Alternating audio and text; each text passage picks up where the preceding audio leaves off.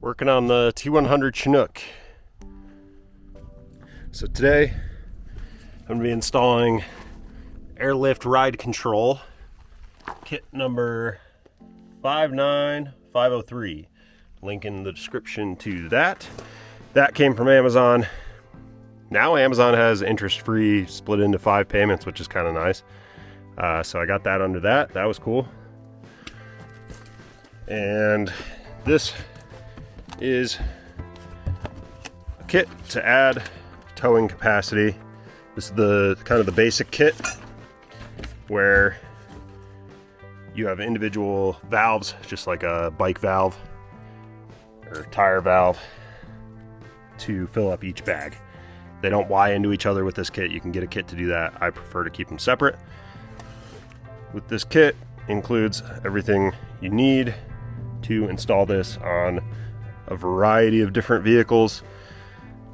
Works on a bunch of Toyota stuff, Dodge Durangos, and some GMC and Chevy stuff.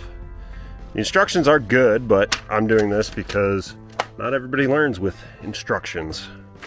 So I'm a visual learner. I like when there's videos. So in this kit, I already did one half, so this is half of what you would get in the kit.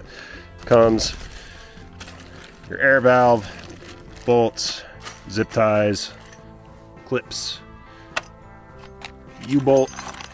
This is to hold the bottom section. I'm going to trim these because I don't like that they're so long and hang down. This is the only thing that didn't come in this kit. This is just a little aluminum bracket. I'm using those to hold the air valve. That is not included in the kit. So a lot of people run them through where their license plate bolts are or similar. Airbag, these are part number 58430. There's a lifetime warranty on these. I don't know if there's a lifetime warranty on these if you install them yourself. There should be. Upper bracket, I'll show you how that goes. Sits on the frame rail. And lower bracket, this little tab sits over your U-bolt for your leaf springs that you already have. That's what's in the kit. To install this, you need a 5/16 drill bit, socket set. It's in America sizes, Freedom units, but I don't have Freedom unit stuff, so I use metric. So everything is going to be all listed out in metric. Wrench set, hammer, punch, all pretty basic, straightforward tools. If you don't have these tools already and you want to do it, go out and buy some tools. If you don't have these tools, it might be a sign that maybe you shouldn't do it.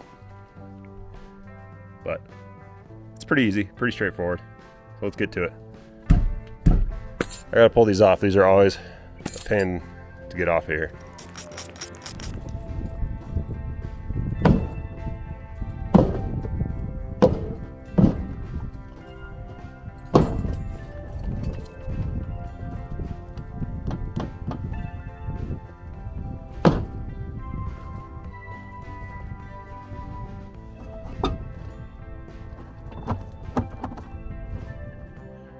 This kit will specify where to run these, whether they go in front of the axle or behind the axle. If it doesn't specify, it says you can do either. On the Toyotas, it says to run them on the front side, which just barely clears this shock on this side. But if you did the opposite, it would be the same thing on the other side because they alternate. So it is what it is. I don't think it'll be an issue. To get started, you can place this. Just make sure it fits there okay. You want it to hook over this U-bolt and not interfere with your bump stop here. Next, you can pre-assemble these biggest bolts that come with it. Has a washer on the bottom side. That is for the bottom mount of the bag.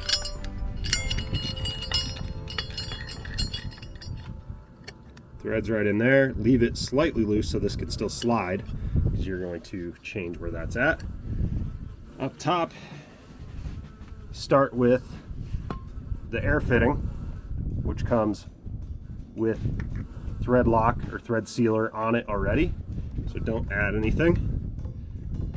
That threads right in there. You make sure, this is the part where you want to make sure you do it in the order I'm saying, or the order the instructions say. This top fitting, you want to tighten from there and just hold the bag. That is a 13 millimeter. Feel free to add your own American sizes. Tighten that down. You don't have to go crazy on it, but snug. And then it doesn't really matter where it is because this can swivel. So just go until it feels right. It doesn't need a ton of force on it.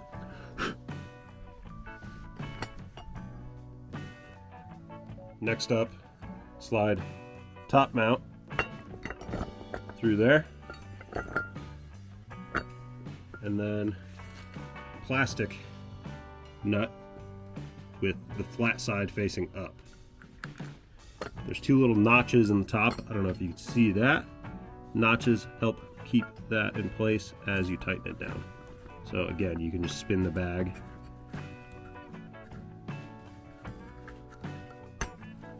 and tighten it up.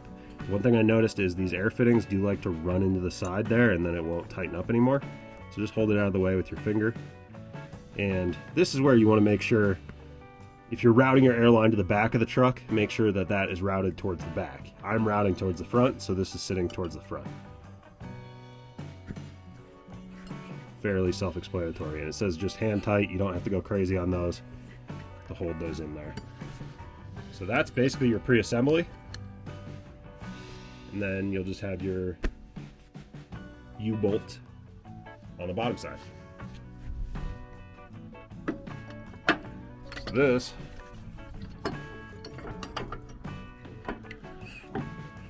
sit right in there.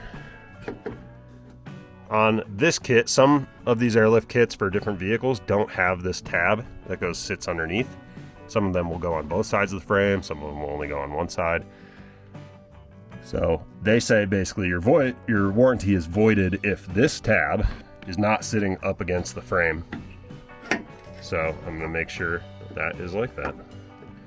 So next, when you're looking at this, make sure this is nice and centered over the perch right there. You can then add your U-bolt. U-bolt goes there.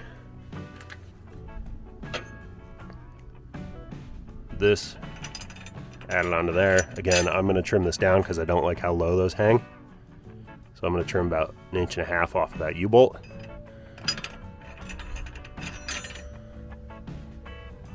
Also, go through your instructions. Even if I'm showing you how to do this, the instructions do add some other parts as far as measuring ride height before going and doing this, which is a good thing to do. Measure your ride height without any weight in the vehicle. Mark that down. That's going to be specific to each vehicle, and especially specific because I'm doing it on a T100 that has a Chinook on it.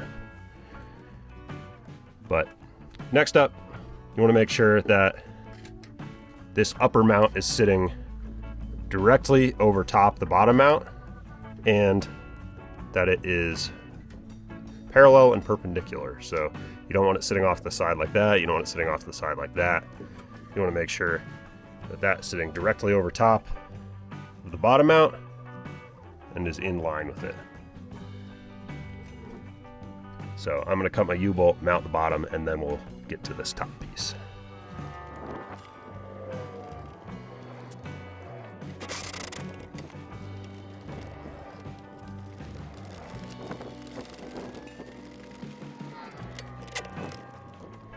The other thing Airlift specifies in their instructions is that there are 5 holes on this. You only need to use 3. They only include hardware to use 3. So 3 is enough. Plus, if you were doing 5 holes, that might weaken your frame more than you would like. So this is a Toyota frame, so although they are known for rust because they are boxed and strong, they are boxed and strong. So this truck was an Arizona truck, so very rust-free, just has very minimal surface rust here and there, but nothing structural deep at all. The exhaust rotted out, so I had to make an exhaust, but that's just for moisture. So I'm gonna mark 3 holes.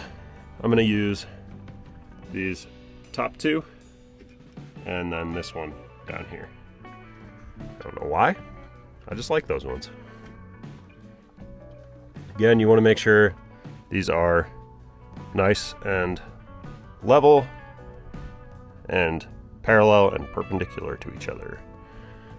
So I like where that's sitting right there. So I'm gonna go with that. So mark with Sharpie,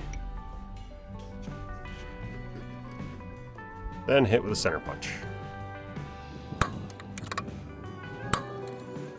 I'm gonna make sure those are as dead center in those marks as possible so you don't have any fouling of this plate as you go to bolt it in.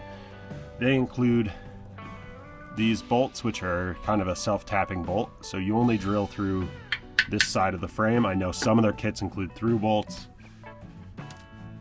and you go through your whole frame. So a lot of trucks don't have a boxed rear section like this, so you'll go through and bolt it from the back side. These, without including a spacer in the middle, you would basically crush your frame if you went to bolt up through both sides. So that's, I think, why they're including just these that go through the one side. Also, this frame is extremely thick, so I don't think strength is any concern either, and that's also why they have this tab on the back side that's touching up against there, so it won't bend or deflect.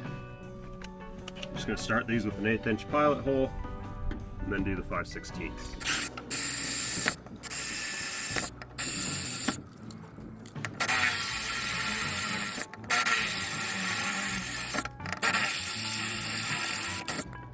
Then this would be a good time to route your air hose, since it'll be a little bit easier to get that fitting before you mount this.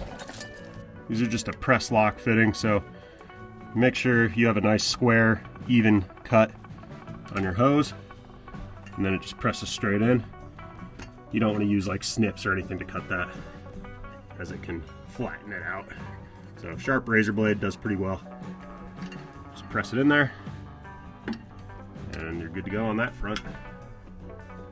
I'm doing a pretty short run on these because I'm going to run the air fitting just right up next to the cab, since I'll probably be using my inflator for now that I have just inside that runs off the cigarette lighter. 15mm socket to install these.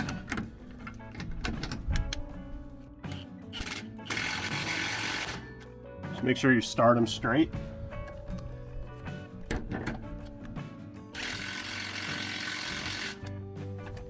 And start them all first before running them in.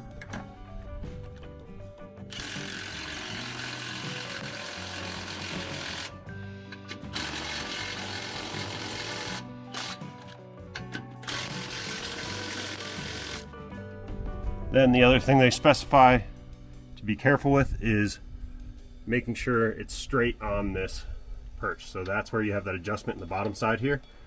So you don't want it offset like that. You don't want it offset that way. You want it just nice and straight. I'm gonna get my head in here, make sure we're at a good position. I like where that's sitting. So then you just take a 19mm wrench and tighten up the bottom there. Again, they say you don't need to crank it very tight. They list all their torque specs.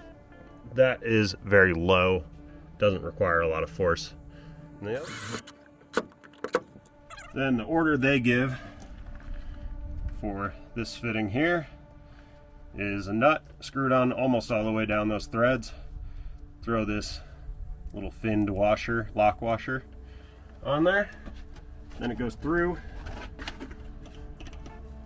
whatever your mount is. Then you have a rubber washer and a regular flat washer. Those both slide on. And then you have a 13mm nut. It's the same as that back one on the front side. That just locks it all down there. Go ahead and thread that on.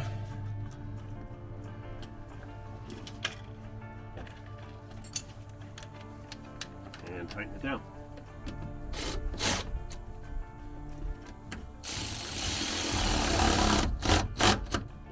Again, you don't have to go crazy. It's a brass fitting. That should be enough angle to get that on there. And then last thing is your air cap. Throw that on there. And then they include zip ties, so you can either zip tie to the frame, or they include little metal hose brackets.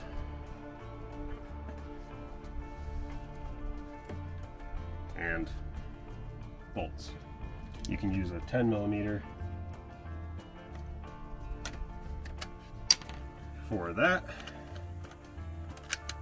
These are some heavier duty self-tapping screws so it can get through your frame. And I'm just going to put one right here, and that'll keep your airline away from your tire when you're cruising down the road. Then test fit, obviously make sure it's away from your wheel and not going to be in the way of anything else. And then you want to have a minimum of 5 psi in these bags and a maximum of 100. So I'm going to get it off the jack stands, bring it over to the compressor, and see how she looks lifted up a bit. Pretty simple install. I also want to touch on a couple things. So if you are considering whether or not you want to do airbags or some of the other options, basically there's 3, I would say, common options for adding load capacity to a truck. There's the add-a-leaf style, where basically you add a smaller leaf that goes around the current leaf pack and increases load capacity. They can work okay, but typically they're not really adjustable for load, and it can sometimes lead to increased stress on the factory leaves, so that's something to consider. The other alternative is Timbren makes some, they call them like SES bumpers, and it's basically a replacement for a bump stop. So these are a set from a Tundra, similar to the ones that come on you can get for the T100. Basically, this is the factory bump stop for the T100 right there. Obviously it's not touching unless you're at a point where you're going to bump, so under high load. So these are usually a little taller and sit, basically they're made to go in contact with your bump stop, and then those are rubber that compress. Nice thing is these aren't ever going to blow out. I mean, they might rot in 30 years or whatever, but they're not going to blow out, but they're also not adjustable like those add-a-leaves. So really the only option for adjustability is the Airbag kits. So if you think that you're going to be changing the load regularly, so like on this camper, obviously it's not built all the way out yet, the interior is gutted, but I still carry a lot of heavy stuff inside of it, and I also tow with it every once in a while. So I'm going to be adjusting that fairly regularly. So to me, the Airbag kit made the most sense. If you, say, had a Tundra and just had a camper shell on the back and wanted to just get a little bit, level it out a little bit more, something like these Timbren kits or the add-a-leaf might work well for you. Install is typically a little bit easier, and you know, they might do the trick for you. So something to consider.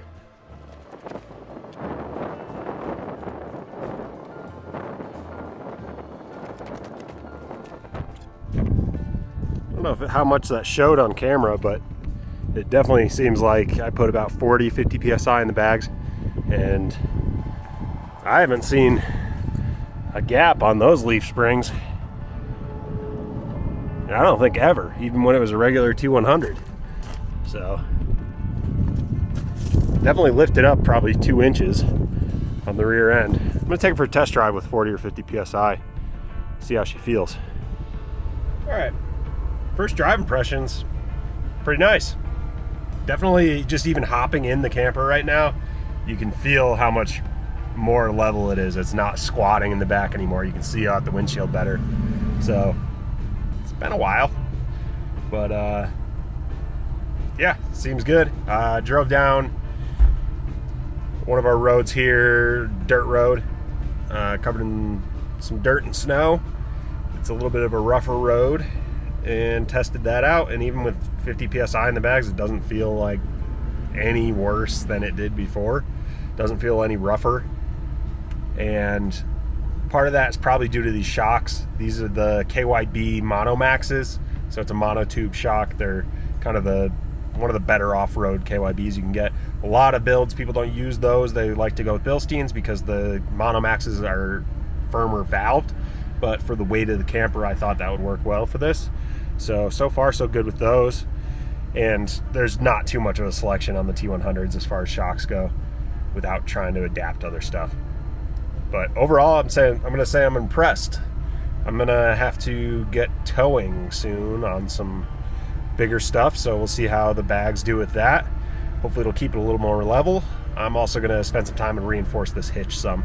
This was a custom hitch, and if I'm towing heavy stuff, I want to have it a little bit beefier. So I'm going to reinforce that, give it some lateral bracing so it doesn't rack. But yeah, thanks for watching.